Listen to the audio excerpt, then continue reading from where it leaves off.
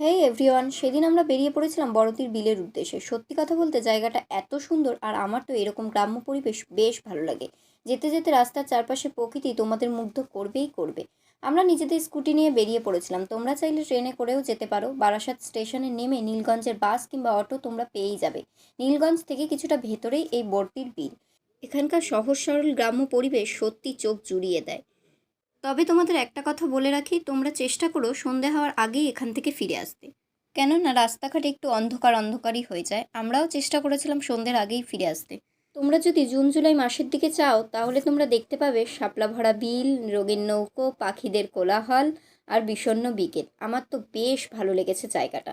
আমাকে surprise gift করা হয়েছিল দুটো মিনি বার্গার। আমার এত জোর খিদে পেয়েছিল, আমি একটু খেয়ে নিয়ে তারপরে নৌকায় চড়ে পুরো বিল ঘুরে ঘুরে দেখেছি।